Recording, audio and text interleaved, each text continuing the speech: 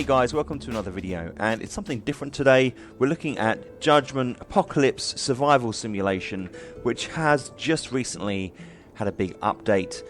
Thought I'd get my hands on a copy and play through, and then just introduce the game and look at getting started. Now, I'm really interested in any type of survival game. It's probably one of my preferred genres, and when I saw this, and in fact I've seen it a few times, I thought, oh, this looks quite interesting. So luckily enough for me, I was able to get a copy and I've played it through, and I wanted to introduce some aspects of the game to you. So there's been an apocalypse where demons have invaded and infested the world. So this game has an occult leaning, and you get imps, ghosts, all sorts of horror-based creatures come at you. That's who you're against. In fact, to a certain extent, you embrace the occult, and you learn your own dark magic or light magic. There are options. You can go both ways or neither. It's totally up to you. And it's very much like any other kind of simulation game. It's a bit like RimWorld, where you have this overhead view and you build bases. Now, the animation and the graphics are very different. You get these little characters that run around. In fact, you start the game with 3 characters, and you can randomize them, and you can customize and change the name. You can see I've changed the name here. You can change their appearance. So there's a lot of option there. At the top of the map, when you come in, you've got a series of hotkeys. You've got your mission, which you get given to you once you reach certain stages. You've got your inventory. You can see here we've got a lot of items, but you start with the very basics. You can create tasks. You can use that and select areas to mine or harvest, like so, just by dragging the mouse across those. You've got your task list, which is obviously an indication of the tasks that need to be done, say the chopping cheese or the mining. You've got your build. Now this is where you get a list of buildings, and these increase as you do more research. The research is here. You scroll out and it shows you these options.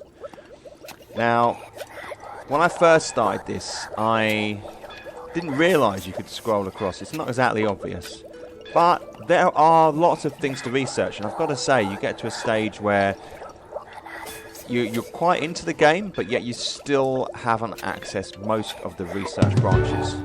So that basically says there's a lot in this game, and you can keep upgrading and learning, and I reckon there's a good 30 to 40 hours before you reach the end of your research, which actually isn't the case for a lot of games. You get through the research pretty quickly. This one takes quite a bit of time.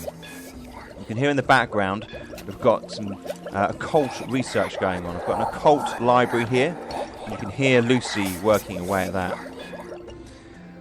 They have these little cute animations. It's almost as if they're rotoscoped. They seem very realistic, the way the characters move and fall, and the same goes for the enemies, so that's really cool.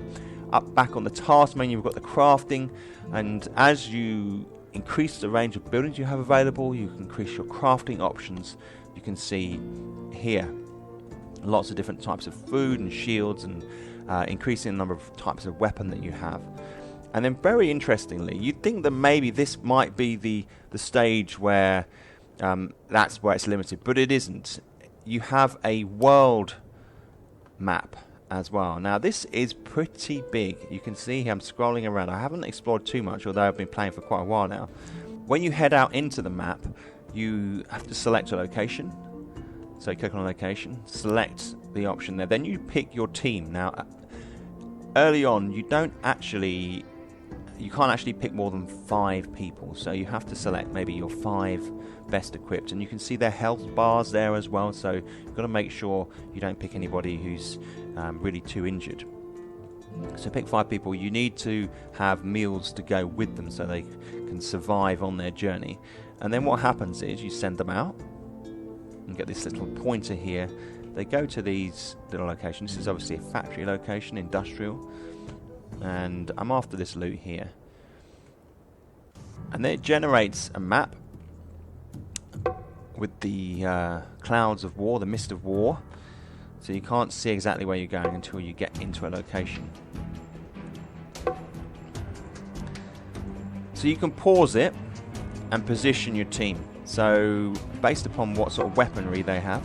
In fact, have we aggroed the enemy yet? Let's see if we can aggro them first. Here they come. So we've got minor demons. The music changes. They've aggroed towards you. We're going to put the ranged guys behind and put the melee weapon guys up front. So you'll see when I play it.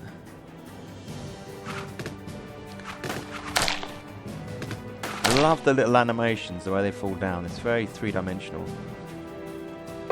Let's head up this way.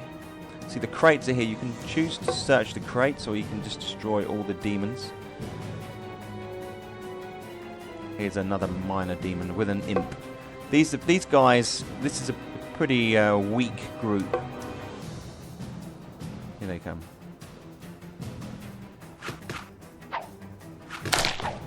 Because we're so much stronger than this group, I haven't really positioned them there. There you go. You get XP, obviously, and you can use that to upgrade your characters. Shows you your kills and the loot that you get. It shows you the types of enemy, so like werewolves, hellhounds, imps, grim reapers. There are bigger enemies and much more powerful enemies. In fact, they come to you, which is another very interesting thing about this game. You have an awareness bar on the right hand side below this pixelated map, which I think is really cool as well. Very real time. It shows you where all your characters are very quickly. And this awareness bar is really cool. As it gets along, the percentage increases, and there's a higher chance of you actually having an encounter, someone come and attack you. And now you can work at gaining skills and abilities to reduce the time it takes for this to go up, so that you stay hidden for a longer period, which I think is really cool. And then above this, you've got your basic list of items, and how your research is doing, which is a great visual indicator about how the group is doing. Rather than actually having to click on the inventory to have a look in here, you can see immediately on the top right hand corner your resources. And another key thing as well is you have the events going down. This is a common formula for lots of games, isn't it? You have events on the right hand side. These are interactive. You can try and complete the tasks when they come up. So we have a dark curse here, and you can cook an elixir to get rid of that dark curse, and you need certain resources to be able to do that. Now, I don't have a supply of herbs at the moment because it involves doing some research. If you click on the research here, you have to go across, and to get herb garden I need 600 research. I've got 150 at the moment. Then I'll be able to build a herb garden and harvest the herbs. Now, each person has priorities. If you click on one of the characters, you can click on priorities. It takes you to the priorities menu, which again is another really cool thing. Let me just quickly take that out of the background there. So click on the character, priorities, and you can see you can set different priorities. Now with this, you'll notice that some of the characters, because they have a job or a role, like a cultist or fighter or survivalist and engineers as well, they have strength in particular fields. So, for example, Glenn's really good at occult rituals. Eric's really good at searching debris and spotting stuff. And Pitstop is really good at chopping trees. And what this does is you can really utilize people's skills. You can see, say for example, Lucy's really good at the occult research. Put that up on her top priority and she'll get in and do that. But you have to bear in mind, say for example, important things like fetching water, someone needs to be prioritized to do that. So this is it's really visual. That's one of the things that I like about this game. The visual prompts are excellent. Now each character can gain a level. Now you can go up to level 5, and every time you do that you can select a skill from 3, and that adds more skill effects on the right hand side, and you can try and focus your characters in particular directions. Now Brandon here, he is ready to level up, so he's a fairly new character, because one of the things you can do is head out into the world when you get an event prompt that says someone is rescuing, and you can go and save them, and then they join you, which is cool. And he's got some options here. Now, fast healing will be very handy, especially seeing we're moving later into the game and we're getting attacked by larger groups of the demons, and they are pretty devastating. In the last attack, I lost 2 of my people. There's a lot in this game, and it is impressive, very impressive. I love the way the graphics look, and I'll definitely be playing this to the end game just to see exactly what the options are. But really, this video was designed to sort of show you, enthuse you. Hopefully you can get out there. This game is not expensive. It's about £10, say $12 to $15, and for the amount of time that you can play it, it's definitely worth doing.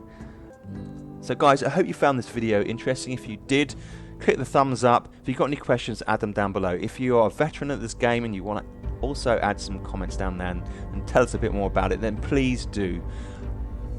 I'm enjoying playing it, guys. I hope you do too. See you soon, and thanks for watching.